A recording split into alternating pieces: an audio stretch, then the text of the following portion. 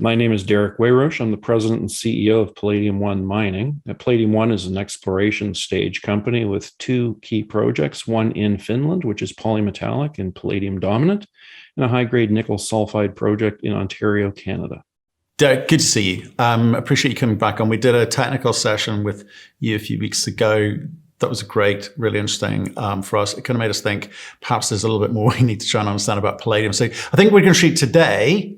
You very kindly agreed to help us understand the palladium market just that little bit more. Certainly in the context of Russian sanctions being applied to various commodities, we're wondering how it plays out in the palladium market. So what's your take of the current market? Well, obviously, we're going to see continuation of extreme volatility for the foreseeable future. You know, what's really interesting about the palladium market is it's only about a 7 million ounce mine production profile. So it's actually quite small. And just under 40% of that comes from Russia and is obviously at risk of sanctions. But there's another roughly 40% that comes from South Africa, another challenged jurisdiction.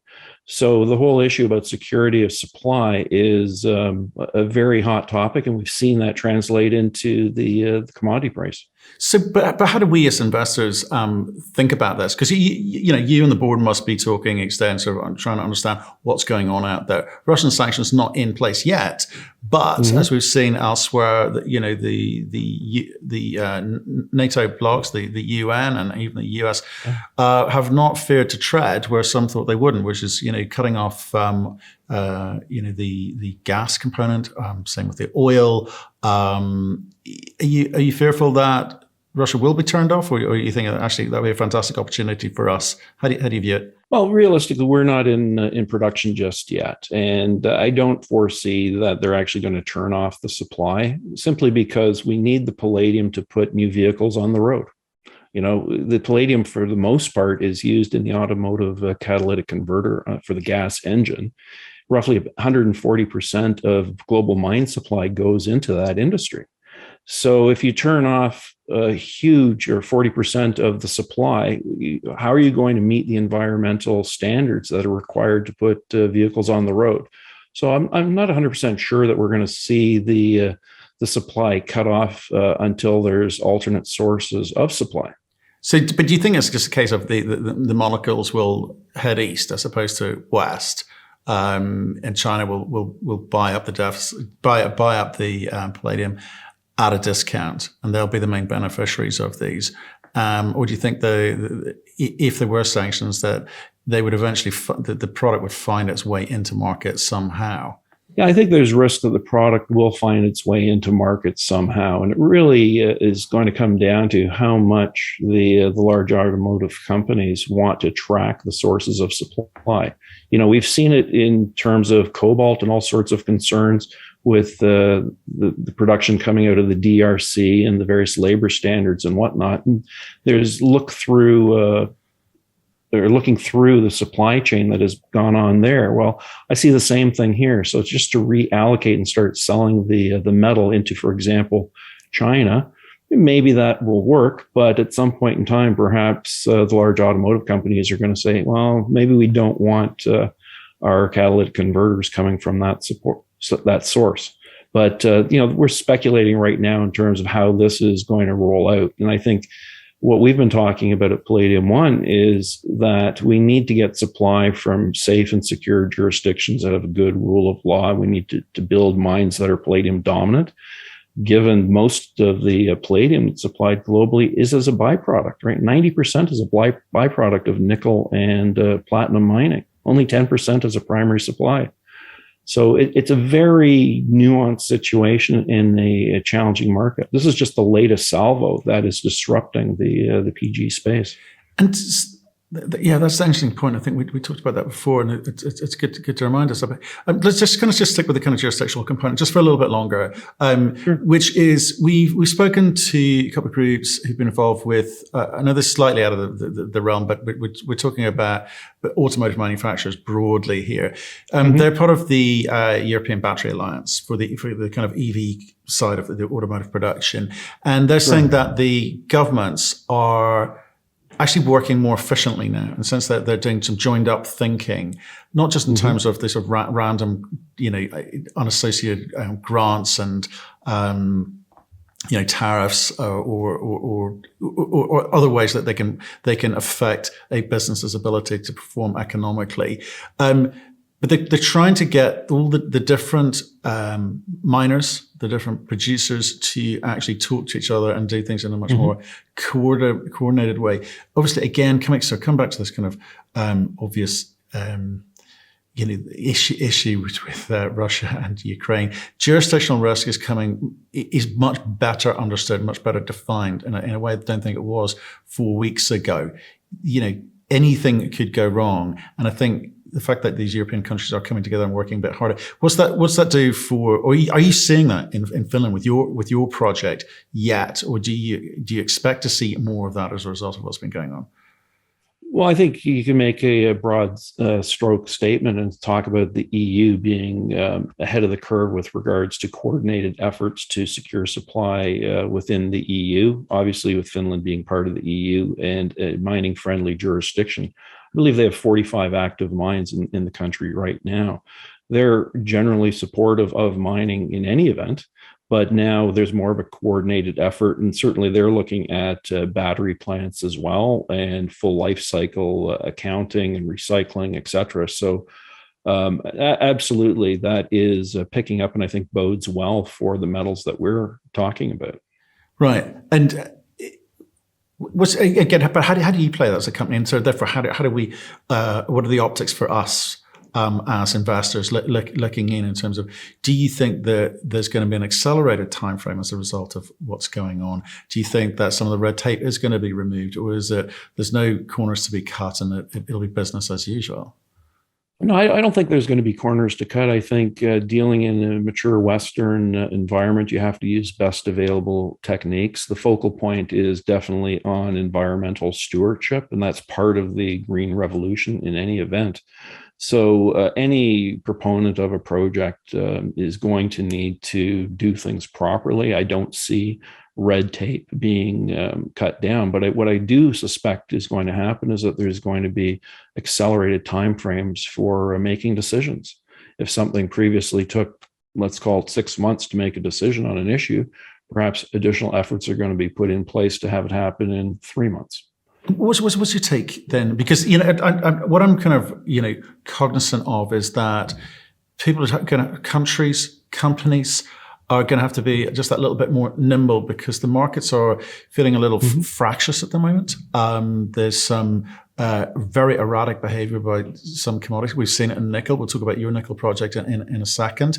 And as a kind of consequence of that, I just wonder, what are the bumps along the road that you're going to have to overcome? Is it over and above the normal due course of building a mining company? Are there other things that now concern you as a result? No, actually, I think this whole situation, if we're talking about Russia, Ukraine specifically, plays into what we've been talking about for the last 3 years with the company, that jurisdiction matters, right? And having a straightforward project where you can have very robust environmental stewardship, dealing with communities in the appropriate way that are affected by your activities, remains highly important and highly relevant. So I don't really see the perhaps or the hopefully shorter term influence of the volatility that we're seeing due to Russia, Ukraine affecting the longer term stance that countries and society generally wants good stewardship. So we're going to have to go down that path. I see this more of a situation where we're going to be able to accelerate activities. Certainly, like you mentioned nickel a second ago, there's been all sorts of discussion. You've had other people that you've talked to as well, talking about these robust demand curves for sulfide nickel projects. And governments and industry are talking about, let's get all this battery electric activity going, build gigafactories, et cetera, et cetera. Where the conversation, I think, has been missing is, what are the governments doing to accelerate development of projects to provide the raw materials for these activities? And I think that's where the change is going to occur. So whether it's on the nickel side or even on the palladium side, they want to give security to industry that yes, you can get the materials you need to put your products on the road. Yeah, and I think the European Battery Alliance talks about stuff like that. They talked about priority projects where monies could be made available that some of the processes around permitting could happen alongside of each other rather than in a linear fashion. Exactly. Right. So I think that those things will definitely help. But again, coming back to this sort of question around sort of agility and being nimble and reacting to learnings like what we're seeing in the market at the moment. Substitution. Now we may have briefly touched upon on this in the past, but substitution is a very real thing in the automotive industry when they feel that they can't get they don't have the confidence about their supply chain out in the next 20 years. It's hard to design in or out in the automotive industry, but we've seen it with nickel. Do you think we'll see it with palladium? And what do you think the knock-on effect could be? Well, I think part of the substitution discussion as it relates to palladium specifically in the catalytic converter is that because of the shocks that the market has had since 2014 when the South Africans had the strikes and started to cause a huge escalation in the price of palladium, has caused the spot price to increase year over year. So the conversation is, well, why not replace the palladium with cheaper platinum in the gas side catalytic converter? The reality is, as you point out, it's not as easily done. The chemical properties of palladium and platinum are different. Palladium performs much, much better. And it's not just that particular element. You're also dealing with rhodium. So while you could substitute a palladium-based catalytic converter for one that's platinum, you're also going to be bringing along more loading of platinum. And you're also going to be bringing in a very expensive rhodium, which I think today is trading, incredibly high levels. So that's going to decrease that cost differential and also affect the efficacy of the unit itself. One of the very interesting things that's taken place with the more stringent regulation standards that have come about over the last 10 years is this concept of real driving emission standards. And that requires the catalytic converter to perform as new 10 years into life cycle. And when you're using platinum, for example, it has a tendency to sinter and doesn't have the same lifespan if it gets too hot. So I think there's some real technical issues that can be addressed. Certainly there can be some substitution, but how far it's going to go is a question. And as you also point out, redesigning the car. Now you may have to relocate the catalytic converter farther away from the engine if you're going to use platinum so that it doesn't get the same heat. Now I've got to redesign and tooling. Do they want to spend the R&D money on redesigning the floor of the car or do other things?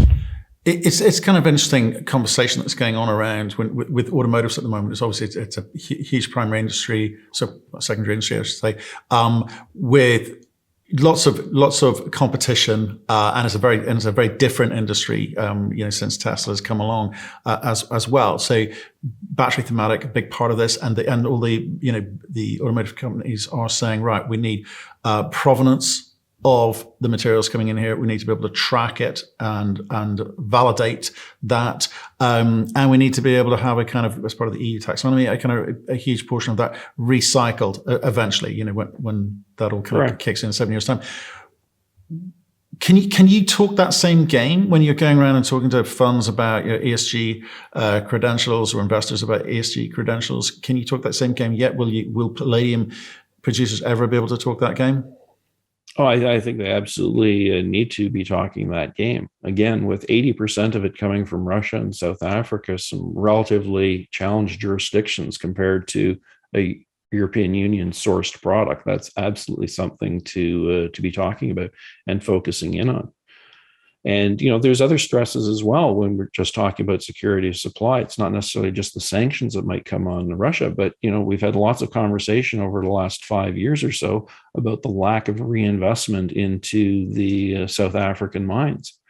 And there's an expectations of lower production. Well, that's going to have a problem. We've already got 10 years of supply deficit as it relates to palladium in the market. So I think it just can exacerbate the whole issue. And so talking about, as you say, the provenance of supply, security of jurisdiction are some of the key areas that we focus in on when talking to investors. Okay, so you've got. I'm going to guess that you'd argue the case that primary producers are a very important part of future supply, but as you mentioned, a huge part of this comes as a byproduct. So, are you in any way able to kind of not control? Are you able to predict and therefore work out how you scale yourself in that market when you've got these other companies producing as a byproduct, and perhaps in a very meaningful way don't really mind what price they sell at? But how does that affect your ability to forecast your own business needs and funding? Yeah, so the existing producers, they're constrained from increasing their activities to supply more palladium because it's going to affect their primary products. There's a huge constraint there on the supply side of things. And because of that, as we see increasing demand due to regulation or changing buying patterns, the material has to come from somewhere. So we need some new mines to be developed. And we're trying to suggest, hey, we've got a pretty good one in a good jurisdiction. Another nuance, just to throw it out there for you, is that we've seen, a lot of conversation with governments and automakers saying we're going to go, purely electric by such and such a date. The more sophisticated parties that we talk to in terms of institutions, they appreciate the supply and demand fundamentals for not just the nickel and the palladium that we're talking about, but also the copper and the lack of charging infrastructure and the loading of these metals that would be required in one vehicle. So they're not necessarily buying into, and you're starting to see articles where people are questioning the validity of the forecasts. So what we do think is going to happen, or what I think is going to happen, is we're going to see the hybrid vehicle, which still has a very, very small share of the market, grow quicker perhaps than the pure electric vehicle. Well, that hybrid vehicle still uses an internal combustion engine. And because it operates differently, it actually has more loading than you would in a conventional vehicle. And what we've seen out of China is 2 to 2.5 times the PGs are going into the catalytic converter for the hybrid electric versus the conventional. So that's actually positive for demand and could cause that much more disruption should that the transportation mode continue to accelerate its sales. Yeah, percentage. It'd be interesting to see how that the balance of, because you got the automotive manufacturers talking about we will move entirely to electric by year whatever they're claiming, and I think what we've seen is in some of the spaces is yes, we believe we understand that the demand based on things like the automotive manufacturers telling us what they need and other well-established industries along that time frame too. But it's the supply thing that worries me most, because you will have existing producers and they will be maybe running down resources that they have, reserves that they've got. Exactly. You'll also have developers claiming to be able to produce at X rate, but then not. And we're looking at, I think, specifically the uranium sector, and we're looking back at some data from 2016. They actually were producing at 9% of forecast. 9%, right? Kind of interesting. So I think that's why some of the industry bodies kind of look at the whatever their relevant commodity that they're into and discount it by a large percentage, because the companies are talking it up because they need to. And I think that's well understood. So what's your sense of the supply part of that equation for palladium, given the bulk of it is this kind of byproduct component, and there aren't that many new pure play palladium producers? Well, that's exactly it. There aren't that many pure play palladium producers or primary product being palladium. They just don't exist. And these palladium tends to be in a polymetallic situation where you've got a number of metals, just as we do. And as I said earlier, it's often a byproduct of nickel mining, sulfide nickel mining. Well, we're not seeing additional sulfide nickel projects coming online either. right? And that's 40% of the supply. We've got the palladium, or rather the platinum miners as well, where again, palladium is a byproduct. But we're not seeing a lot of new supply on the platinum side. Certainly there is some coming out of Africa, but it doesn't appear to be enough to meet the deficits that we've seen. And to your point about metals generally, we can touch on copper as well. Some of the massive mines that have been going for years in Chile, they're getting deeper, more expensive. Grade is going lower. There's a replacement of mines that's needed. New discoveries are needed. And who's building $1 billion and $5 billion projects right now? Not very many people. Not very many people indeed. Well, let's kind of move from Palladium and your LK and KS projects up there. And perhaps like I said, we did a technical session with you. I'll put the link below because I think it was really insightful. Let's move over to Canada and talk copper and nickel over at Tyko. Obviously, very topical for the last 2 weeks. The LME had some issues. Is that fair to say around nickel? It's been interesting to sit on the sidelines and watch this one. It's a bit of a gong show. Yeah. I think something needs to change. I know they've put some limits on. I think 15. They raised it to 15% limit on, which is. But they're still tripping them. Yeah, I know. It lasts about 2 hours. So the whole thing is just not quite working. And obviously, I think a big bet has been placed by a certain Chinese individual over at Qingshan. And I think he's been helped out a little bit. And I think the shorters perhaps feeling a little bit aggrieved at the. Sorry.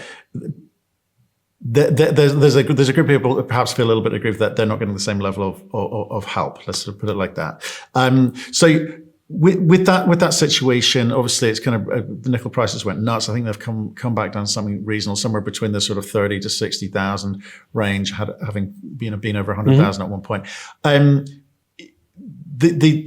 kind of, again, the supply demand fundamentals are I think well understood there. We need all of the above. Again.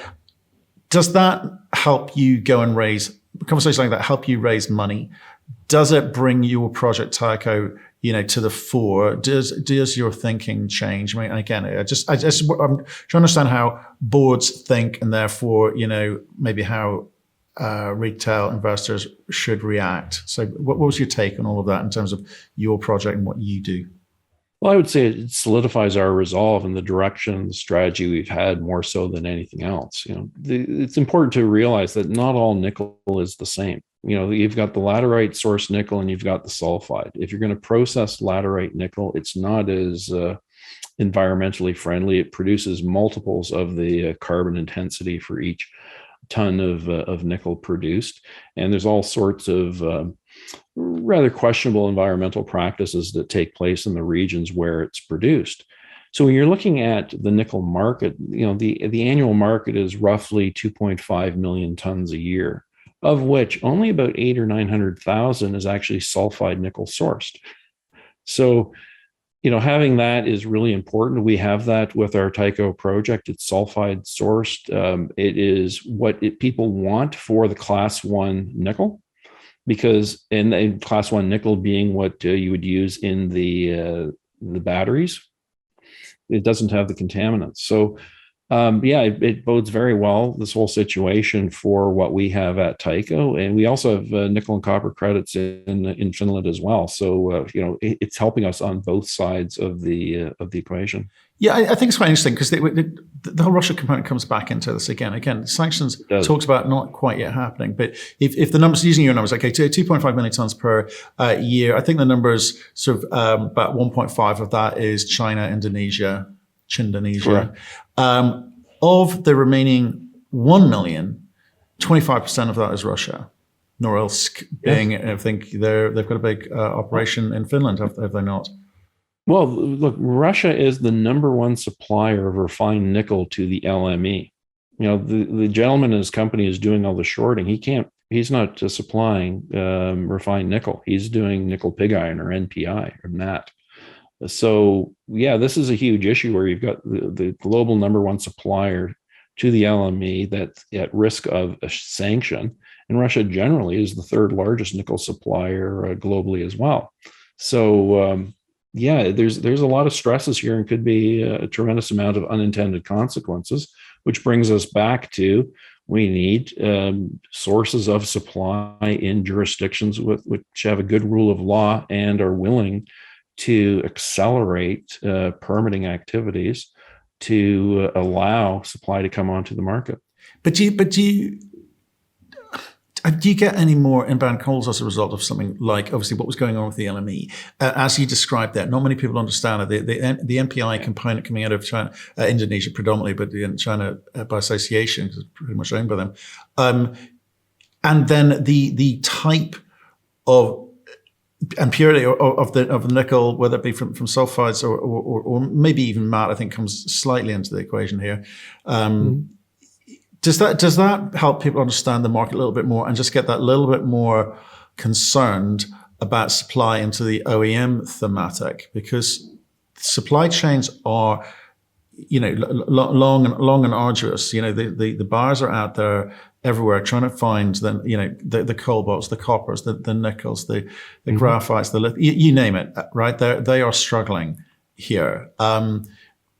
What does that do for inbound for someone like you, where you've got, so early days in that sense, but people must recognize that they need to kind of get these sulfide projects moving quicker. They need to tie them up. We've seen a few OEMs kind of step into the breach and not necessarily go upstream in terms of becoming miners, but offtake agreements get signed a little bit earlier. Is that part of your thinking that you want to start those types of conversations? Yeah, we had the big discovery, this ridiculously high-grade discovery about a year ago, and it certainly changed the complexion of the inbound calls we had, and they accelerated quite dramatically from both retail, institutional investors. What's happened over the last couple of weeks is we've had even more calls. I just concluded a conference yesterday late afternoon. It was a 3-day conference with one of these speed dating sessions where you're talking to a different institutional investor every 30 minutes. And our dance card was more than full. It was absolutely incredible. And there's so much interest in the metals that we're doing that I've got about 15 meetings that I have to take outside of the conference. So yes, the attention, the awareness has been increased quite dramatically with the recent activities in Europe on the back of something that was already quite active.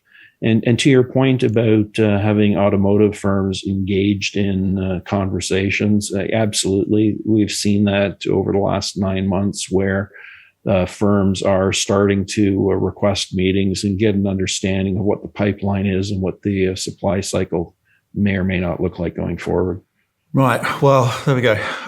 There's a half hour up. I thought we'd have a romp through that because I don't think many people understand the kind of the palladium market enough. And, I thought that was useful to kind of get that macro. Picked a few things up along the way there, and I'm very interested to see what's happening with your copper nickel project, Tyko, over in Canada. I suspected that might attract a few inbounds after the LME for drill permits debacle. Yeah. Well, look, come back on soon, and we can get into kind of what's going on at the company. Just on that, drill permits that's applied for. What's the kind of wait time? Well, in theory, you're supposed to have your permits in 3 months. We're at the 8-month mark, so it should be getting closer for all the new zones in the Tyko project in Ontario. And we will hopefully be publishing a resource very shortly with regards to Finland and our Palladium project there. Good, man. Okay, well, come back on and tell us all about it. And thank you very much for the education today. I appreciate your time. Thank you so much. Good talking to you. Bye-bye.